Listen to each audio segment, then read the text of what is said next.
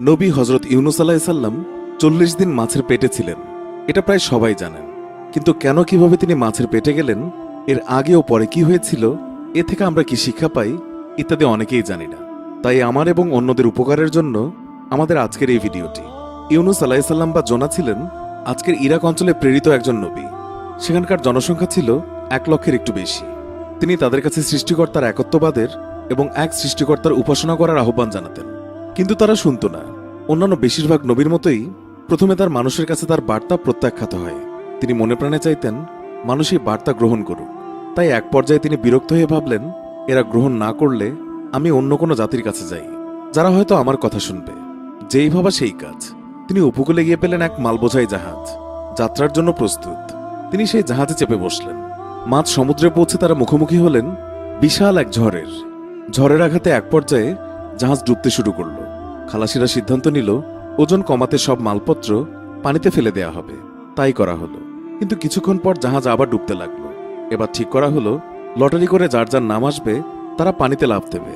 এতে করে অল্প কিছু মানুষ যারা শেষ পর্যন্ত রয়ে যাবে তারা হয়তো বেঁচে যাবে। প্রথমবার লটারিতে নাম এলো ইউনুস আলাইসাল্লামের। সবাই বলল, না, উনি সাধু সন্ত মানুষ, আবার লটারি করা হোক। এভাবে পরপর ৩বার লটারি করা হলো। ৩বারই নাম এলো হজরত ইউনুস আলাইসাল্লামের নাম। এবার সবাই বলল, ঠিক আছে, কি আর করা, তাকেই প্রথম ঝাঁপ দিতে হবে। বিসমিল্লাহির রহমানির রহিম বলে সমুদ্রে ঝাঁপ দিলেন ইউনুস আলাইসাল্লাম। এই সময় আল্লাহর নির্দেশে একটি বিশাল মাছ এসে তাকে আস্ত গিলে ফেলল। এটি কি ধরনের মাছ ছিল তা আমরা জানি না। প্রচলিত রয়েছে এটি ছিল তিমি মাছ, কিন্তু সেটা আমরা কনক্লুসিভলি জানি না। সম্ভবত এটি কয়েক হাজার বছর আগের ঘটনা হতে পারে। অতএব এমন কোনো মাছ হতে পারে যেটি এখন আর নেই।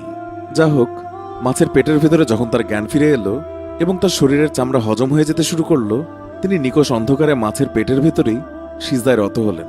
আল্লাহর কাছে দোয়া করলেন, লা ইলাহা ইল্লা আনতা সুবহানাকা ইন্নী কুনতু মিনাজ জালিমিন।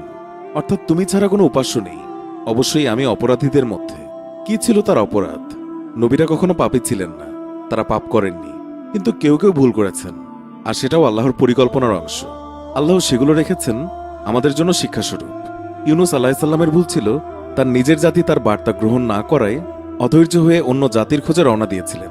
তার উদ্দেশ্য ভালো ছিল, কিন্তু তিনি আল্লাহর নির্দেশ ব্যতি রেখেই সেই সময় রওনা হয়েছিলেন।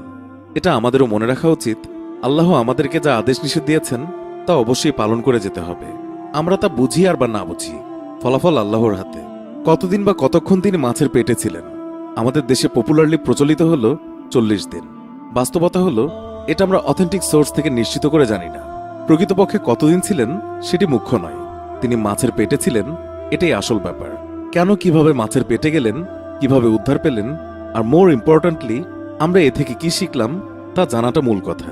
আর এই দোয়া, লা ইলাহা ইল্লা আনতা সুবহানাকা ইন্নী কুনতু মিনাজ জালিমিন, এই প্রসঙ্গে মহানবী সাল্লাল্লাহু আলাইহি ওয়াসাল্লামের সাথীরা প্রশ্ন করেছিলেন, এই দোয়াকে আমরা ব্যবহার করতে পারি?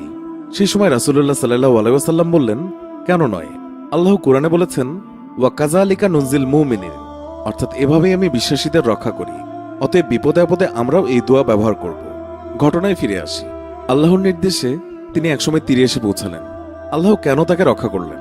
আল্লাহ বলেছেন, তিনি যদি তাদের মধ্যে থেকে না হতেন যারা সর্বদা আল্লাহকে স্মরণ করে, তাহলে কিয়ামত পর্যন্ত তিনি মাছের পেটেই থাকতেন। আমরাও যদি সর্বদা আল্লাহর সাথে সম্পর্ক বজায় রাখি, বিপদের সময় আমরা আল্লাহকে কাছে পাব ইনশাআল্লাহ। ইউনুস আলাইসাল্লাম অসুস্থ এবং বিবস্ত্র অবস্থায় তীরে এসে পৌঁছালেন। আল্লাহর নির্দেশে ইয়াকতিন নামক গাছ সেই সময় তার পাশে গজিয়ে উঠল। এর ছায়ায় তিনি আশ্রয় পেলেন। গাছের পাতায় লজ্জা নিবারণ করলেন, তার উপশম হল। অতঃপর তিনি আল্লাহর নির্দেশে ইরাকে তার জাতির কাছে ফিরে গেলেন। গিয়ে তিনি বিস্মিত হলেন। তিনি দেখলেন তার ফেলে আসা জাতির সবাই ১০০ ভাগ তার বার্তা গ্রহণ করেছে। কি হয়েছিল? ইউনুস আলাইসাল্লাম তাদের বলেছিলেন তার বার্তা তারা গ্রহণ না করলে আল্লাহর পক্ষ থেকে শাস্তি আসবে। ইউনুস আলাইসাল্লাম যাওয়ার পর বিশাল এক মেঘ তাদের এলাকা ঢেকে ফেলে। তারা পূর্ববর্তী জাতিসমূহের সাজার কথা জানত। তারা বুঝতে পেরেছিল এই সেই আযাব যার কথা ইউনুস আলাইসাল্লাম সাবধান করেছিলেন। এই পর্যায়ে তারা সবাই এক আল্লাহর উপর বিশ্বাস স্থাপন করে এককভাবে তার উপাসনা শুরু করে। অতঃপর আল্লাহ তাআলা আযাব সরিয়ে নেন। ইউনুস আলাইসাল্লাম এবং আয়ুব আলাইসাল্লামের ঘটনা থেকে আমরা একটি বিষয় শিখতে পারি, আর তা হলো দোয়া করা। আয়ুব আলাইসাল্লাম আল্লাহর কাছে দোয়া করেছিলেন, আমাকে সুস্থ করে দাও। তিনি আল্লাহর প্রশংসা করে গেছেন আর ক্ষমা প্রার্থনা করেছেন। আল্লাহ জানতেন তিনি কি চান। ঠিক একইভাবে ইউনুস আলাইসাল্লাম মাছের পেট থেকে উদ্ধারের দোয়া করেননি। আল্লাহর প্রশংসা করে গেছেন এবং নিজের দোষ স্বীকার করেছেন, ক্ষমা প্রার্থনা করেছেন, আর আল্লাহ তাআলা তাকে উদ্ধার করেছেন। আমাদের মনে রাখতে হবে, আমরা জেনে না জেনে হাজার অন্যায় করি, এইসবের জন্য আল্লাহর কাছে ক্ষমা চাওয়া উচিত। আল্লাহ জানেন আমরা কি চাই। দোয়া কিভাবে করতে হয় তার বিস্তারিত আরেকদিন জানাবো ইনশাআল্লাহ। প্রিয় দর্শক, এই প্রতিবেদনের ব্যাপারে আপনার মন্তব্য জানাতে কমেন্ট করুন এবং বিভিন্ন অবাক করা সংবাদের আপডেট জানতে সাবস্ক্রাইব করে আমাদের সাথেই থাকুন।